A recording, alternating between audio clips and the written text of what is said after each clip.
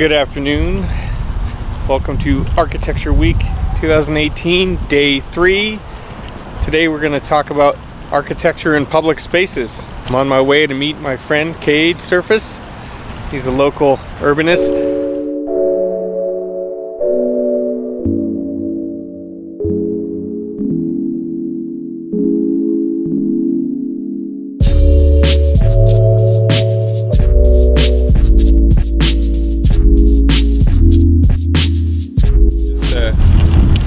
Hold it out here.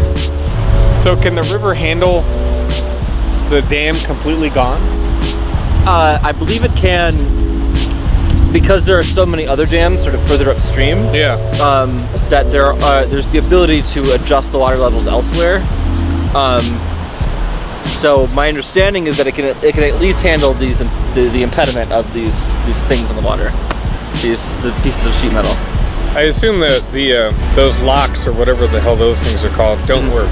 Those I don't believe have worked for a number of years. Yeah, okay.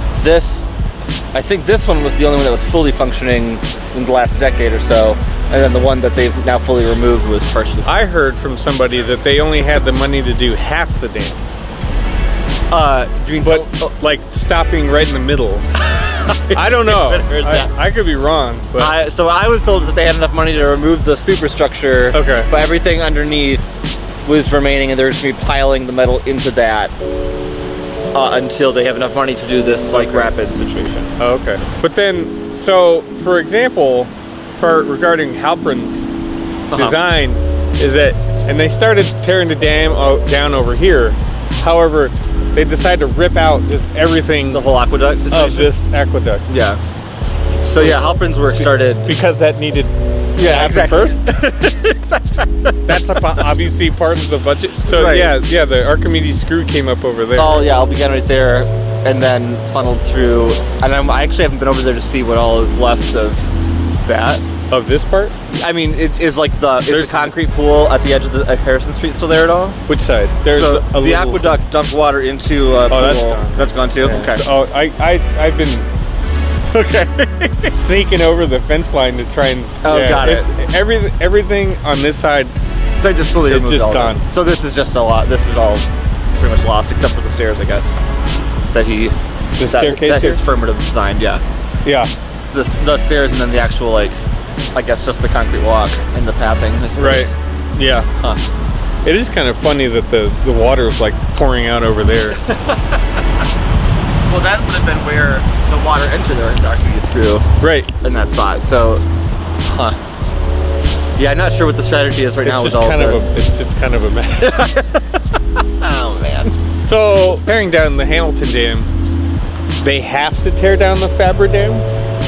No, the Faber Dam, in fact, would have made it probably easier for them to be able to still modify the level of water up here. Yeah. Because that was still fully functioning. Right. The only reason why they weren't really using the Faber Dam is because the state had mandated, I think in 2008, that the water level on this side of the dam be lowered considerably. But because this dam was in such bad shape that the city had to take precautions to kind of prevent it from breaking up, from getting wrecked. So they lowered the level on both sides to reduce the amount of pressure on the dam, and also, if the dam were to burst, to make sure that the whole downtown didn't get flooded with water in a terrible way. So that's why the water on this side of the river, or this side of the dam, throughout the park, had been 8 feet lower than it had originally designed to be. So because then over here, these channels were totally dry.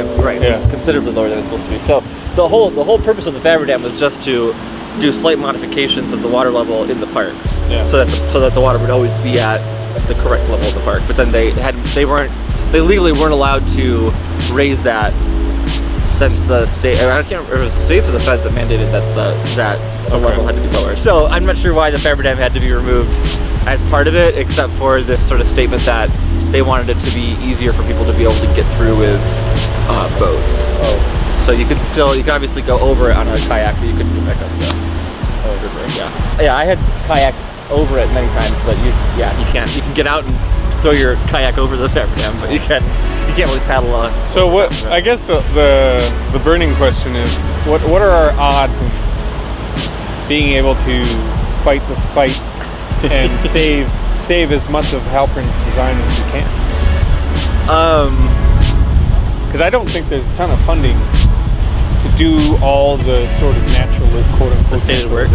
No, that's true. But I do think that I think our biggest, probably immediate threat, aside from what they've already had the funding to remove, is just is the fact that they probably aren't going to put any money into maintaining it in the near future.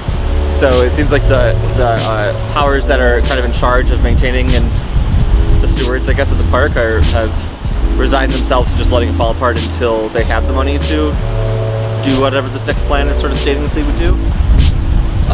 So I think our best bet is just to get people to sort of take their own ownership of it. Yeah. With maintenance work and stuff. But I mean, some of this stuff is pretty structural that needs to be worked on. Yeah. So.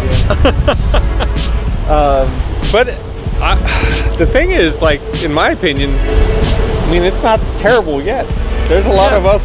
Well, no, it was built. I mean, it's solid concrete. So a lot of this, especially the stuff on the north side, is probably not going anywhere for a long time. Right. Yeah. But I also don't think anyone's going to.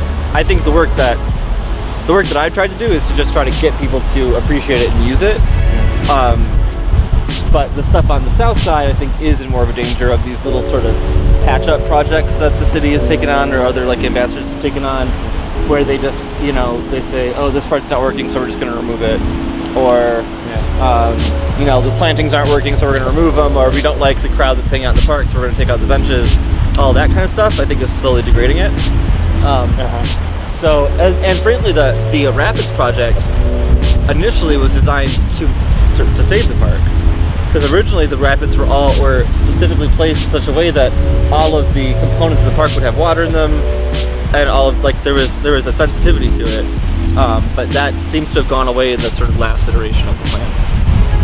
So the Rapids was designed by a firm out of, I want to say, Boulder. Yeah, that's what I thought. And my understanding is, that. that's their specialty. That we sent a group of folks from the Corridor Alliance. Team from here was sent out there to look at this. They came up with this plan that was really great for everything within the riverbed. But then the stuff on the sides of the river, intention, I want to say, behind it. Like, a lot of it was just, oh, we don't like how it looks, or we don't think we have access to the river, so we want to just turn it into these just these ideas of things. So, like, originally there was an idea for, like, a beach or something. Yeah. That, I think once the public saw that, they were like, that's a terrible idea. And, I had initially kind of stated to that planning committee that, like, can you please just hire a landscape architect to, like, look at the landscape side of it. You know what? We have a Halpern here in Flint. It's like, that's how I found the Cultural Landscape Foundation. Then I bumped into you, and then things dawned on me. Yeah. They don't always hit me at the same time. So it dawned on me, and so I appreciate you jumping back into the ring and doing some stuff, because I hope, we can still save as much as possible. I hope so too. I'm sorry if I sound negative. No. I mean, I get that way too, because it's kind of like, why do we choose these certain paths to go down where it's just, well, let's just let it go. I mean, that's not really a solution. I think the story of this park is so incredible that, like, the reason this park exists is because the public wanted something better than what the government was initially going to give them. So the government was, when this was originally designed, it was just supposed to be a concrete trough, like a Chevy in the hole. And so the public and Ruth Mott herself were like, absolutely not. We want a place where we can access the water. Kind of all of these talking points that are still being brought up now. And they hired the biggest name in the world at the time to do it, and went through this wonderful public input process. And I mean, I think Halpern's sort of philosophy is especially poignant right now, and all of this stuff.